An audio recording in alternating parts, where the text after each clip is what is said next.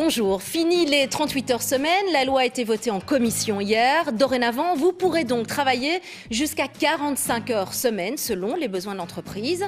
Une réforme non adaptée aux familles, selon certains, plutôt positive en termes de productivité pour d'autres. Alors faisons le point, si vous le voulez bien, avec Jean-Marc Colson et Delphine Chabert. Bonjour à tous les deux. Bonjour. Et merci pour votre présence sur ce plateau.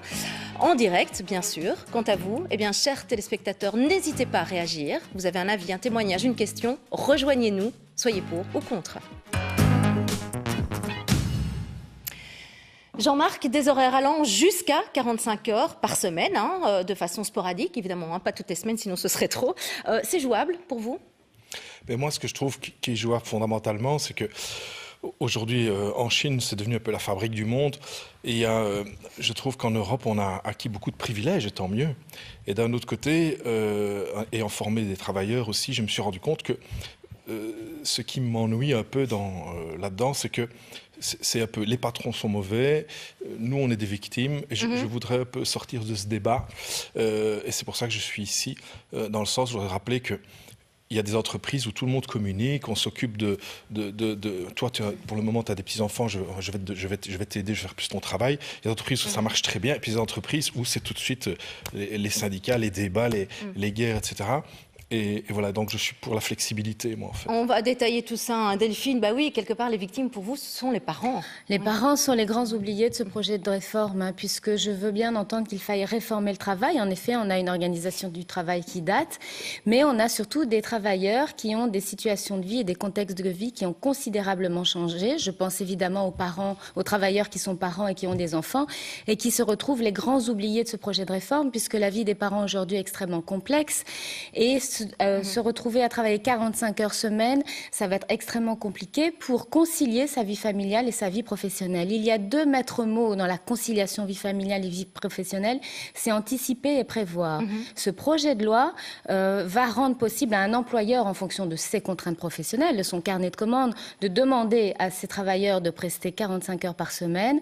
Le travailleur n'aura pas forcément la possibilité de refuser ni de s'organiser. Je voudrais dire également que le temps des enfants n'est pas flexible. C'est pas parce que moi je vais travailler 45 heures semaine que je vais dire à mes enfants pendant cette semaine-là, écoute, je travaille comme un cinglé, et ben écoute, tu vas dormir un peu moins et tu mangeras un peu moins, et puis la semaine prochaine je travaille moins, là tu pourras dormir et travailler plus. Sinon, on va arriver à quoi? Il faudrait qu'on ait des crèches qui terminent jusqu'à 20 heures, qu'on ait une école qui termine jusqu'à 20 heures. Aussi, flexibilité voilà. Pour tout le monde, du coup, en cascade. Oui, oui, j'entends, et heureusement que vous êtes là pour défendre il y a des parents. Moi, je suis parent, on est famille d'accueil et tout, donc je comprends vraiment tout ça. Moi, je vois le point de vue évidemment du côté des indépendants, ou d'un côté, voilà, moi j'ai vu des gens qui disent moi je veux de l'emploi, je veux du travail, j'en ai marre de rester à la maison, les enfants je ne sais pas leur offrir ce qu'ils veulent. Et donc ce que je veux rappeler, c'est qu'on est dans un monde qui est dans une évolution constante. On n'a pas le choix en fait, c'est ça que vous nous dites. On doit être compétitif. On doit être compétitif, on doit être flexible. Donc la question c'est de nouveau se retrancher derrière une loi pour imposer les choses. Là je rejoins madame, ça ne va pas. Mais d'un autre côté, ça ne va pas non plus quand les travailleurs ont la position inverse, c'est de se dire ah non c'est comme ça, je ne bouge pas, je ne travaille pas une heure de plus alors qu'il y a un gros client et qu'il faut livrer une commande. Moi quand je suis indépendant, je dois m'adapter. Et pourtant j'ai parfois 4 enfants à gérer et des situations particulières et je suis indépendant et je m'adapte. Mais je pense que voilà, c'est la flexibilité, moi, l'idée que je défends. La flexibilité, ici, elle est imposée. On va rappeler cette loi donc, qui a été votée en commission en plénière la semaine prochaine. Donc le principe, c'est que pendant certaines périodes de l'année, puisqu'on passe maintenant à l'année sur le calcul des heures, il pourra être travaillé jusqu'à 9 heures par jour, 45 heures semaine au maximum, à condition que ces heures soient compensées durant les périodes où l'on travaille moins. Oui. Et attention, cette flexibilité n'est pas illimitée quand même. Non, tout à fait. Voilà. Tout à fait. Donc ça, c'est ce qui est proposé. Donc nous, la flexibilité, évidemment, on n'y est pas opposé. Le dialogue dans les entreprises et une flexibilité du côté des travailleurs, évidemment, si elle est choisie, prévue et planifiée. Aujourd'hui, vous le savez, la dernière enquête de la Ligue des familles, ce baromètre des parents, montrait que 8 parents sur 10 sont en difficulté pour concilier leur vie familiale et leur vie professionnelle. Impact du stress, de la maladie et du burn-out. 1 parent sur 5 exprimait, dans notre enquête, un risque de burn-out parental. La question du burn-out est devenue une question de santé publique. Vous savez que ce sont plus de 80 000 travailleurs en Belgique qui sont arrêtés pour des questions de burn-out. C'est 600 millions dans le budget de la Sécu sur l'INAMI. C'est devenu quelque chose d'important. Cette réalité est la réalité des travailleurs, notamment qui ont des enfants.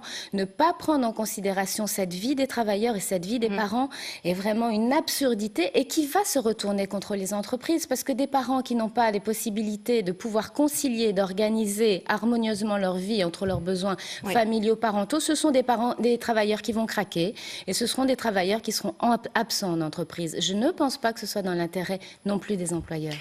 Ouais. Je voudrais vous rappeler, ou vous soumettre cette petite phrase de Chris Peters, justement, qui va évidemment complètement à l'inverse de ce que vous êtes en train de nous dire, mais j'aimerais que peut-être vous la commentiez, Jean-Marc. Une législation, il s'agit donc d'une législation du travail moderne qui permet de mieux concilier travail, famille, soins et formation. C'est complètement l'opposé de ce que vous êtes en train de nous dire, forcément. Mais moi, je voulais dire aussi, c'est que moi, je m'occupe de coacher des gens qui ont des burn-out. Donc, je connais bien leurs problématiques. Et très souvent, quand on approfondit le burn-out, on arrive dans les valeurs où d'un côté, on veut un certain niveau de vie, et de l'autre côté, on veut faire les devoirs avec les enfants. Et donc, là, on arrive dans des choses qui sont très fondamentales. Et souvent, moi, j'essaye de sortir de ce débat dans lequel on s'inscrit tous, mais de dire, est-ce que fondamentalement, le problème, c'est pas de regarder et de refaire ses choix? Parce que souvent les gens... C'est-à-dire faire ses choix, par exemple. Les personnes me disent, mon patron exagère, ou ceci ou cela, et puis fondamentalement, quand on creuse plus loin, les gens se disent, oui, mais c'est vrai que j'ai choisi, c'est vrai que je pourrais diminuer ça, diminuer mes vacances, faire ceci ou faire cela, mais je ne le choisis pas parce que je veux garder ça. Et donc les gens sont, je veux garder tous les côtés. Et donc...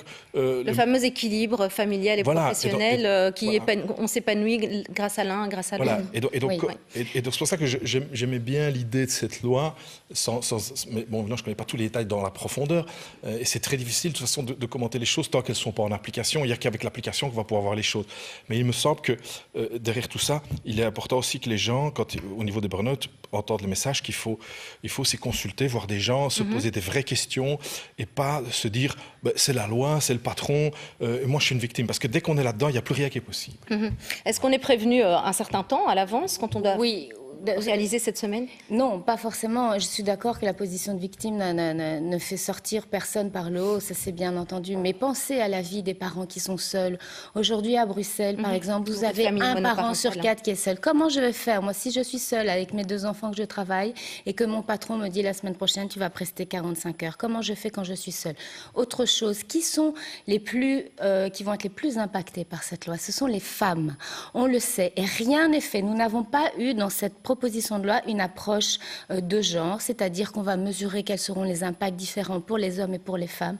Et on sait très bien qu'aujourd'hui, ce sont les femmes qui portent encore essentiellement le poids de la double journée et qui doivent conjuguer toutes ces difficultés. Ou du créditant aussi. Ou du créditant. Et donc, et on sait très bien que les familles monoparentales sont à 85% des chefs de ménage sont des femmes. On sait très bien que ce sont elles qui ont des salaires les moins élevés. Et donc, on va rajouter des difficultés sur des personnes qui en ont encore plus. Donc, je ne dis pas que les patrons sont tous mauvais. Je dis qu'on est en train de poser un cadre, d'envoyer un signal en disant vous pourrez travailler jusqu'à 45 heures. Qu'est-ce qui garantit à l'employeur qu'il prendra en considération le fait que ces travailleurs, et essentiellement ces femmes qui ont des enfants et surtout ces personnes qui sont seules, parents solo, parents monoparental, essentiellement des femmes, auront des possibilités pour conserver un équilibre dans leur vie et ne pas craquer et ne pas, dans la foulée, amener des enfants qui se retrouvent aussi en situation de stress. Qu'est-ce qui peut être bénéfique avec ces semaines de 45 heures? Moi, ce que je trouve bénéfique, c'est qu'à un moment donné, le capitaine d'un navire puisse dire, les gars, on a une grosse commande, on a un client, on doit lui prouver qu'on est bon parce que ça fera des commandes dans le futur. Tout le monde sur le pont. Solidaire, on y va, quoi. Solidaire, on est une équipe, on essaie de gagner et on y va. Et qu'il n'y ait pas tout d'un coup tout le monde qui dit, toute une partie qui dit, ah non, la loi c'est comme ça, on ne travaille pas un jour de plus, débrouillez-vous autrement. Et que le client et que le patron va partir son client. Mais de nouveau, et là je rejoins aussi, il faut aussi que le patron ne soit pas, à l'inverse non plus, quelqu'un... Moi, quand je dois gérer aussi parfois des gens autour de moi, quand je suis trop catégorique, à un moment donné, les gens commencent à freiner, ils travaillent beaucoup moins, et même, donc ça ne fonctionne pas non plus. C'est le dialogue, la communication qui va faire que... voilà, mais c'est la flexibilité, pour moi, je reviens toujours là-dessus, c'est écoutons-nous, parlons-nous, communiquons, et ensemble, relevons le défi. Mais vous savez, par rapport à ça, M. Golson, qu'aujourd'hui, les entreprises ont la possibilité, via des dérogations, de modifier les horaires de travail, ce qu'on appelle cette petite flexibilité. Donc, légalement, ça existait déjà. Et je pense que dans beaucoup d'entreprises, les travailleurs montrent tout à fait leur responsabilité. Ils sont prêts à travailler plus à certains moments quand ils le peuvent. La disposition existait déjà et les entreprises sont nombreuses à le faire, à allonger le temps de travail sur certaines périodes. Et ça se fait. Et vous avez raison d'insister sur le dialogue.